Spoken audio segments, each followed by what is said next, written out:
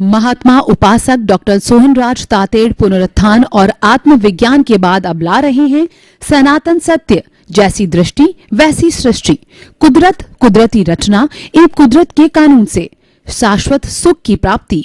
Log in करें www.drsohanrajtater.com, YouTube channel doctor Sohanraj Tated, play store से download करें mobile app doctor Sohanraj Tated.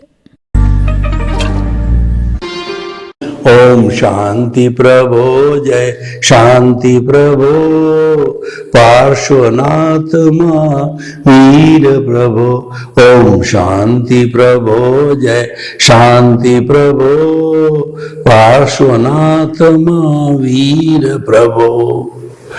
ये मेरे भीतर विराजमान शुद्ध आत्मा भगवान, मुझे ऐसी शक्ति दो, जागृति दो कि मेरा राग द्वेष हर क्षण घटता रहे, मैं किसी के दोष नहीं देखूं, मेरे द्वारा किसी को दुख न हो, मैं किसी के प्रति अभिप्राय और ओपिनियन नहीं दूं। हर जन्म में मेरे को मुक्ति के कर्म मिले, हर जन्म में मेरे को ज्ञानी पुरुष सद्गुरु मिले, ऐसी जागृति और ऐसी कृपा और ऐसी शक्ति प्रदान करो। भाई और बहनों, आज का हमारा बहुत सुंदर विषय वो है प्रकृति के शाश्वत नियम। प्रकृति कुदरत को कहते हैं, कुदरत सुप्रीम है, कुदरत इज अबव ऑल। सभी कुदरत के अंदर जन्म लेते हैं, कुदरत के अंदर वो पलते हैं, पोषित होते हैं और कुदरत के अंदर ही विलीन होते हैं। यानी दूसरे शब्दों में अगर मैं कहूं कि कुदरत के ऊपर कोई नहीं है तो वह अतिशयोक्ति नहीं होगी। और 7.8 अरब की जनसंख्या अगर उसको बताया जाए तो कुदरत के प्रति जो है या कुदरत के जो है नियमों के ऊपर किसी की असहमति नहीं हो सकती है। तो पहले हम प्रकृति या कुदरत किसे कहते हैं? जिस वातावरण के अंदर हम जीते हैं, हम का मतलब 84 लाख जीवा योनिया, बर्थ प्लेसेज, जो आत्मा की संख्या असंख्य अनंत है, वो जिस वातावरण में, जिस एनवायरमेंट में, जिस जो है कहना चाहिए कि वो पर्यावरण के अंदर, कॉस्मॉस में, ब्रह्मांड के अंदर अपना जीवन यापन करती, यानी जहां पर जीवन है उसको हम जो है वो प्रकृति या कुदरत कहते हैं। कुदरत जीवन देने वाली, उसको लोक भी कहा जाता है। एक अलोक होता है जिसके अंदर केवल आकाश होता है, वहां कुदरत नाम की, जीवन नाम की कोई वस्तु नहीं है, वहां केवल आकाश, आकाश ही है, अनंत अनंत केवल आकाश एक ही तत्व है, तो हम उसे कुदरत कहते हैं। अब जो है हम कुदरत के शाश्वत नियमों की बात करते हैं तो हमें कुदरत की रचना के बारे में जो है गहराई से जो है सोचना पड़ेगा कि उसकी रचना क्या है, जो संपूर्ण ब्रह्मांड का कमांड करती है, संपूर्ण ब्रह्मांड को जीवन देती है, संपूर्ण ब्रह्मांड की माँ है। इसको हम प्रकृति माँ कहते हैं। माँ जब हम मुंह में बोलते हैं मुंह भर आता है, क्योंकि दुनिया दिखाने वाली माँ होती है। माँ ही इसको हमें दुनिया में लाती है। जो नर और मादा की बात करे तो नर है वो बच्चे को जन्म नहीं दे सकता, बच्चे को जन्म देने वाली मादा माँ ही होती है। और माँ के जो गर्भ के अंदर जो है बच्चा 9 महीने उल्टा लटकता है, तो माँ का जो भी जो खून कहिए वह पीता है। उसके बाद के अंदर उसको दुख दर्द भी महसूस होता है, गर्मी महसूस होती है उसको, और वह एकदम इतना परेशान हो जाता है कि भगवान से प्रार्थना करता है, हे कुदरत माँ मुझे जल्दी से जल्दी बाहर निकालो, बाहर निकल के मैं आपको समर्पित रहूंगा और आपकी अवमानना नहीं करूंगा और आपका दोहन नहीं करूंगा। लेकिन फिर आता है इस प्रकृति माँ को, इस जन्म देने वाली माँ को भूल जाता है। चाहे व्यवहार जगत में देवें तो बच्चे जब बड़े हो जाते हैं, पैरों पर खड़े हो जाते हैं, तो माता पिता को भूल जाते हैं। और बहुत से तो माता पिता के साथ में ऐसा ऐसा दुर्व्यवहार करते हैं कि माँ बाप को कुंभ के मेले में अकेला छोड़ के आ जाते हैं। बेटा और बेटे की बहू उसको बर्डन समझते हैं, वृद्धाश्रम के अंदर भर्ती कर देते हैं, कमरे में बंद करके बाहर चले जाते हैं। ऐसा ऐसा दुर्व्यवहार करते हैं। और हमारी भारतीय संस्कृति के अंदर वृद्धाश्रम का कॉन्सेप्ट नहीं है। वृद्ध तो जो है, माता पिता तो भगवान तुल्य होते हैं, वो ईश्वर का रूप होते हैं और वो वंदनीय स्तुत्य होते हैं। भारतीय संस्कृति में तो ऐसा कहा गया है कि माता पिता का प्रतिदिन अगर वह पैर जो है खोल करके पानी पिए अगर कोई बच्चा, तो भी ऋण नहीं उतर सकता, क्योंकि माता पिता की देख रेख से ही बच्चा बड़ा होता है। अगर माली किसी पौधे की देख रेख नहीं करे और लगा करके उसको भूल जावे, पानी नहीं दे, खाद नहीं दे, उसके ऊपर धूप की और जो छांव की वो रक्षा नहीं करे और उसके ऊपर ट्री गार्ड नहीं लगावे, उसके चारों तरफ फालतू जो है वो खाद लेने वाली घास उग जावे, तो उसको नहीं उखाड़े, तो वह जो है वह ऐसा पौधा सरवाइव नहीं कर सकता। तो बच्चा तो अगर माँ ध्यान न दे तो जिंदा रह ही नहीं सकता है। इसीलिए ये हमारी प्रकृति माँ है, इसके नियमों को, इसकी रचना को हमें समझना है, क्योंकि रचना को समझेंगे तो फिर माँ को हम कष्ट नहीं देंगे, माँ के आज्ञाकारी रहेंगे, माँ का दोहन नहीं करेंगे, माँ का असंतुलन नहीं करेंगे, माँ को किसी प्रकार का कष्ट नहीं देंगे। तो ये जो सृष्टि पंचभूतात्मक है, पृथ्वी, जल, अग्नि, वायु और आकाश, यही इसका खजाना है। ये प्रकृति माँ, ये कुदरत कहती है कि 5 भूतों से 84 लाख जीवा योनि प्राणियों को मैं शरीर प्रदान करती हूँ, जन्म देती हूँ। जो माता के माँ का जब एम्ब्रियो बनता है, पिता का जो शुक्र और माँ का अंडज मिलकर के दोनों समाप्त होकर तीसरी आत्मा जो जन्म लेती है एम्ब्रियो के अंदर, वो पंचभूतात्मक होती है।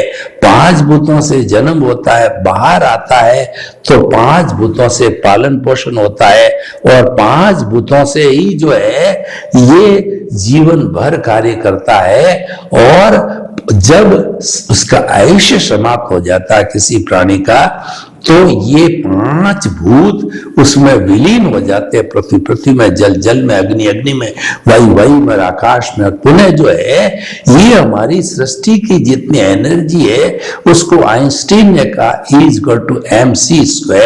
E मतलब एनर्जी, m का मतलब मास, E जो कांस्टेंट है, यानी भूत भविष्य वर्तमान में इस ब्रह्मांड की एनर्जी ना घटती है ना बढ़ती है, मात्र कन्वर्शन होता है, ठोस द्रव में बदलता है, द्रव गैस में बदलती है, गैस वाइब्रेशंस में बदलती है। और सारा ब्रह्मांड है ये वाइब्रेशन से भरा हुआ है, ये जगत है ये वाइब्रेशंस वाला ही है। और उस वाइब्रेशंस के माध्यम से जो मैं बोल रहा हूं, ये बात जब YouTube में डाल दी जाएगी तो पूरे ब्रह्मांड, पूरी दुनिया के अंदर कोई भी व्यक्ति जो हिंदी नोइंग है वह इसको देख लेगा, सुन लेगा। ये सारा तरंगों का खेल है। और जिन्होंने जो है वो वेव लेंथ को पढ़ा है sine theta, cos theta physics के अंदर, और दूसरा क्या वेव लेंथ और दूसरा फ्रीक्वेंसी इत्यादि चीजें जिन्होंने समझी है, वो वे साइनोसोडल वेव वगैरह वो सब जानते हैं। उसी से ही ये सारी सृष्टि चलती है, कुदरत चलती है। और एक परिंदा भी इस कुदरत में जब पर मारता है तो पूरी कुदरत फड़फड़ाती है, यानी वो वाइब्रेट होती है, हमको वो दिखाई नहीं देती क्योंकि बहुत थोड़ा वाइब्रेशन होता है उसका, जो सब तक पहुंचता नहीं, लेकिन होता जरूर है। तो भाइयों और बहनों, ये तो पंचभूतात्मक की बात हुई। तो हमें इसके शाश्वत नियम जानने के लिए पहला तो हमें ये प्रिकॉशन कही आज्ञा माननी चाहिए कि 5 भूतों को हम जो है दोहन नहीं करेंगे, शोषण नहीं करेंगे। पृथ्वी को खोद करके आजकल क्या किया है कि मानव ने लोभ के वशीभूत होकर के पृथ्वी मां का पेट है वह 10,000 फुट 10,000 मीटर तक गहरा खोद करके पानी और जो मिनरल्स पेट्रोलियम प्रोडक्ट निकाले हैं और मां का पेट चीद हुआ जल है वो केमिकल्स मिला मिला के सारे जल को पॉल्यूट किया और वही जल रिचार्ज होकर के व्यक्ति को पीने में काम आता है। लाखों बच्चे और मनुष्य है अशुद्ध जल पी करके मरते हैं।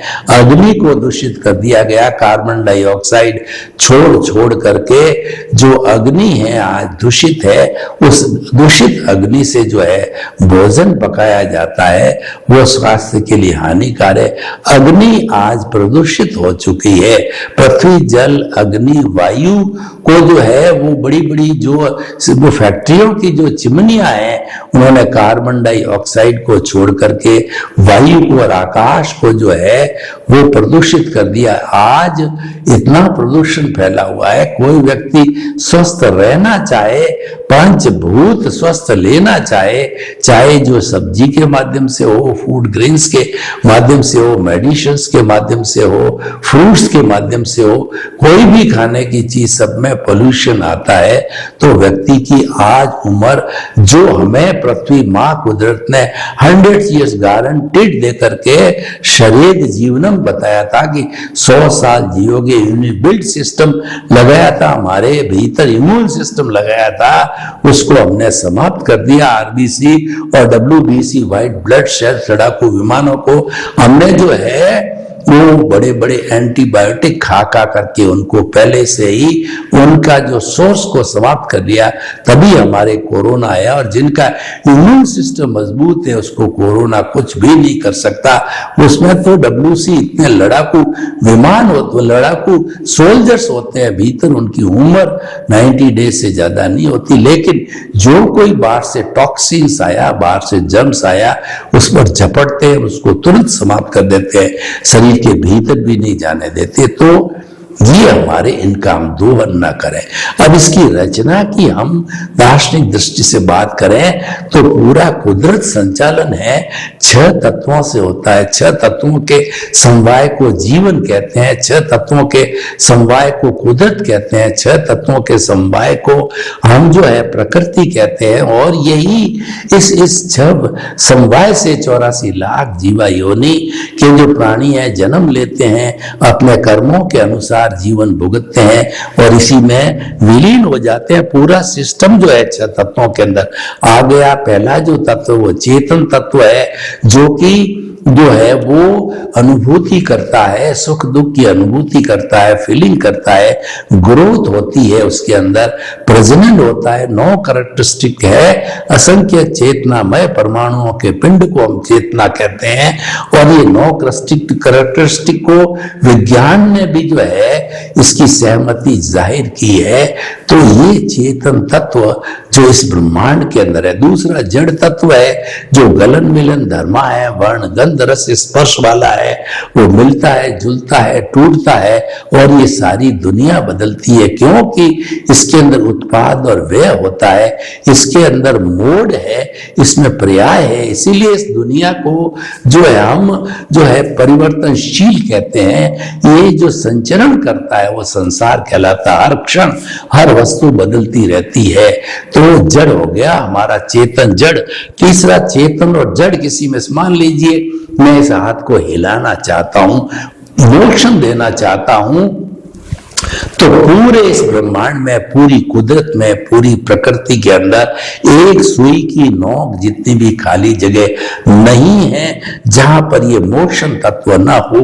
ये एक मोशन तत्व है, ये पौद्गलिक है, ये शाश्वत है और ये अनादि अनंत काल से पूरे ब्रह्मांड के अंदर मौजूद है। और इसका लक्षण ये है कि उदासीन भाव से कोई भी डिमांड करता है तो हाजिर होता है, अपने आप नहीं जाता। मैंने ये डिमांड की कि मेरा हाथ हिलना चाहिए, तो ये मोशन तत्व, धर्मास्तिका तत्व, गति सहायक तत्व से जो मेरा हाथ हिल रहा है, हार्ट हिल रहा है, मैं बोल रहा हूं, सारी गति शरीर की, या कोई भी जड़ चेतन ट्रेन चलना चाहती है, फ्लाइट उड़ना चाहती है, हेलीकॉप्टर उड़ना चाहता है, एथलीट दौड़ना चाहता है, तो हम मॉर्निंग वॉक करना चाहते हैं, तो उन सब के लिए जो है ये हमारा ये तत्व जो मोशन तत्व है ये हाजिर रहता है, जिसको गति सहायक तत्व कहते हैं। अब ये वस्तुएं चाहे जड़ है, चेतन मूवमेंट कर रही है, मेरा हाथ हिल रहा है, अब मैं उस हाथ को जो है रोकना चाहता हूं। कोई पथिक है, वह चल रहा है, गर्मी लग रही है, पेड़ दिखा, पेड़ के नीचे विश्राम करना चाहता, गाड़ी तेज भाग रही है, रुकना चाहती है, फ्लाइट रुकना चाहती है, हेलीकॉप्टर रुकना चाहता है, हमारी कोई भी फैक्ट्री की मशीन रुकना चाहती है, तो स्थिति सहायक तत्व होता है वह ठीक गति सहायक तत्व का विरोधी, जो कि सर्वत्र व्याप्त है, एक सुई की नोक जितनी जगह पे भी वो जहां पे हाजिर नहीं, ऐसी स्थिति नहीं है, और ये पौद्गलिक है, शाश्वत है, एक द्रव्य है और ये सब जगह मौजूद है। इसका जो लक्षण ये है कि कोई मूविंग वस्तु या जीव जो है वो अपने रेस्ट चाहता है, तो ये उदासीन भाव से डिमांड करते ही हाजिर हो जाता है। तो जड़ चेतन गति सहायक, स्थिति सहायक यानी मोशन और रेस्ट देने वाला एक टाइम तत्व होता है, जो माँ का एक बेटा कहिए, माँ का जो एक तत्व कहिए, घटक कहिए, जिससे कि माँ संचालित होती है कुदरत या प्रकृति, वो है टाइम हमें वर्तना देता है। छोटा से छोटा टाइम का अवयव होता है, वो समय कहलाता है। पलक झपकते हैं तो असंख्य समय निकल जाते हैं, और उसके बाद में सेकंड है, मिनट है, घंटा है, और हमारा दिन है, सप्ताह है, और उसके बाद के अंदर सप्ताह के साथ में वर्ष है, शताब्दी है, अवसर्पिणी काल, उत्सर्पिणी काल, पूरा काल चक्र है 20 करोड़ सागर का। तो ये वर्तना देने वाला टाइम है। अभी 12 बजे है और जो है हम 5 तारीख को यहां से रवाना होंगे, मेरा रिजर्वेशन 10 मार्च का है। इस तरीके से समय की वर्तना देने वाला टाइम तत्व है, ये काल्पनिक तत्व है। और एक जो आकाश तत्व है हमें अवगाहना देता है। मैं जो बैठा हूं 2 फुट बाई 6 फुट की जगह घेर रहा हूं, कैमरा जो है ये जगह घेर रहा है, टेबल है ये जगह घेर रही है, तो सारा जो अवगाहना देने वाला ये आकाश तत्व है।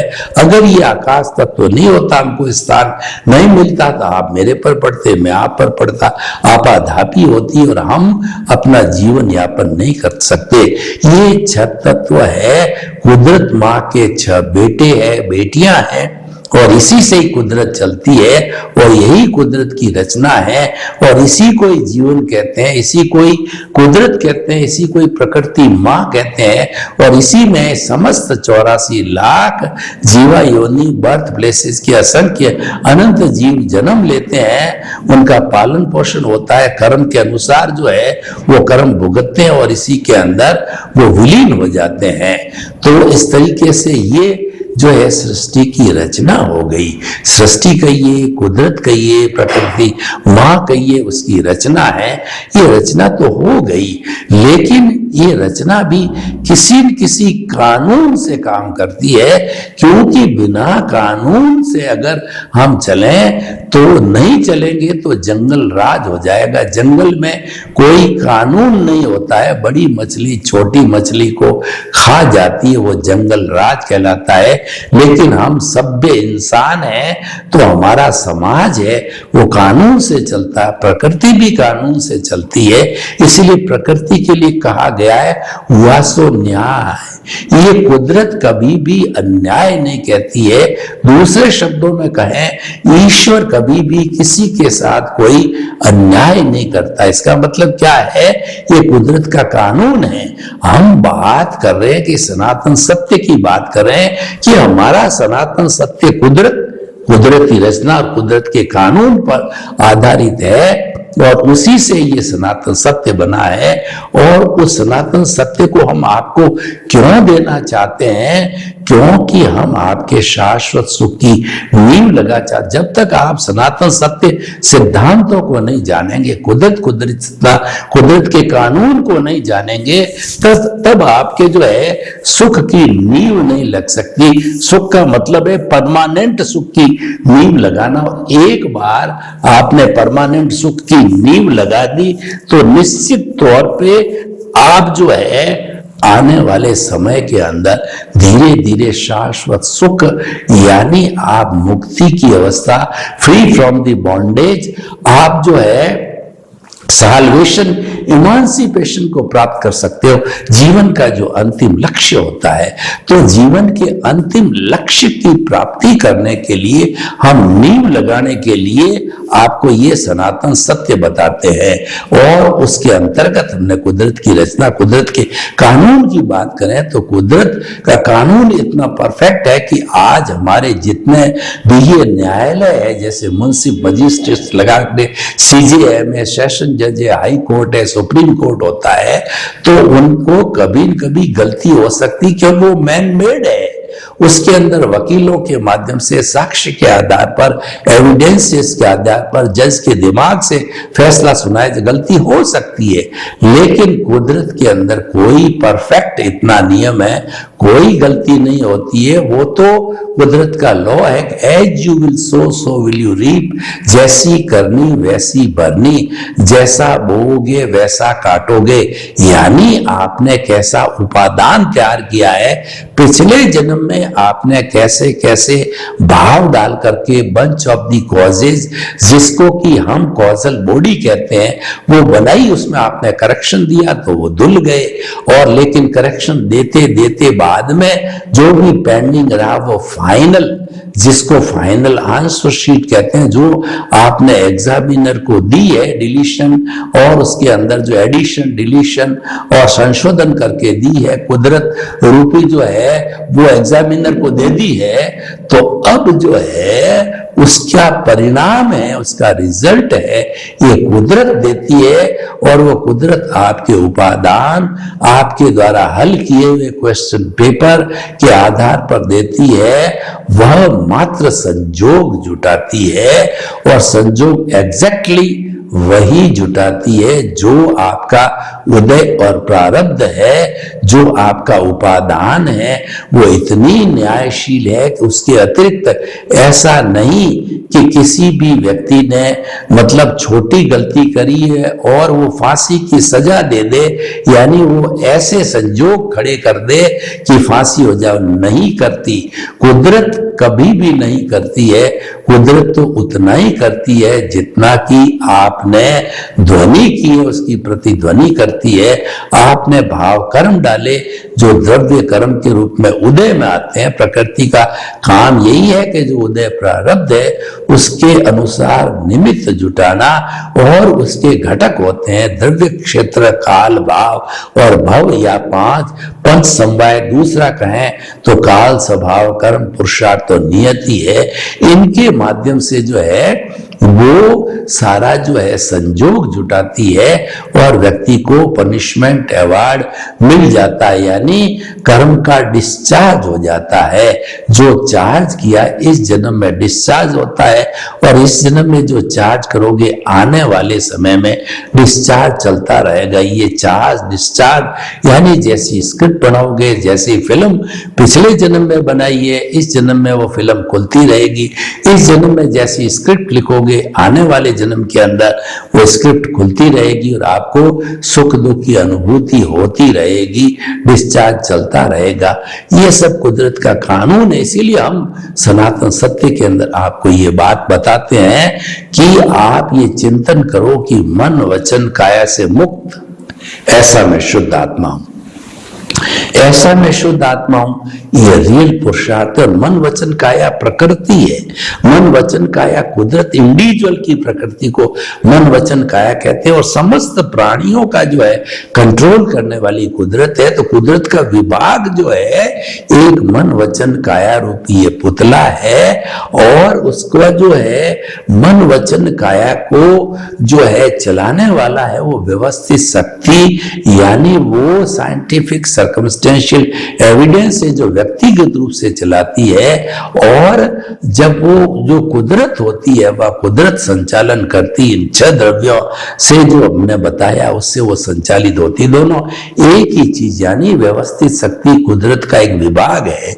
तो भाइयों और बहनों, हम आपको बताना चाहते हैं कि प्रकृति के जो ये शाश्वत नियम है, ये फॉर एवर होने के कारण हम इसको सनातन सत्य कहते हैं। और हमारे सनातन सत्य के अंदर कोई भी तरह का धार्मिक फॉर्मेट नहीं है। धार्मिक फॉर्मेट में एक ईश्वर होता है, एक गुरु होता है, एक मंदिर होता है, एक मंत्र होता है, एक शास्त्र होता है, और एक संस्था होती है, एक क्रियाकांड का प्रकार होता है। तो वह एक फॉर्मेट है। उसको हम पुण्य पाप से जुड़ा हुआ धार्मिक जीवन कहिए, या जो हम उसको कहते हैं रिलेटिव सत्य कहते हैं, उसको हम नकारते नहीं। अच्छा है, पुण्य पाप जो है वो मन वचन काया की शुभ प्रवृत्ति को पुण्य पाप कहते हैं। लेकिन ये जो पुण्य बनता है, इससे पुण्य प्राप्त होता है। यह जो पुण्य है, पुण्य हमें प्रकृति जो है ये घुमाएगी, भाव भ्रमण कराएगी। लेकिन जो शाश्वत सुख की नींव लगने के बाद सीधा हमारे प्रभु से संपर्क होगा, उसमें भाव भ्रमण नहीं होगा। सर्वे भवन्तु सुखिनः, सर्वे सन्तु निरामया।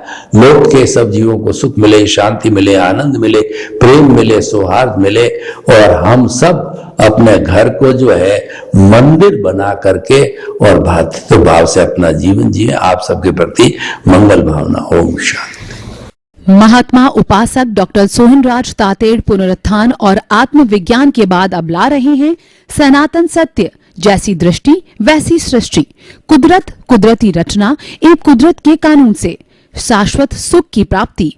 लॉग इन करें www.drsohanrajtated.com, YouTube channel doctor Sohanraj Tated, play store से डाउनलोड करें mobile app doctor Sohanraj Tated.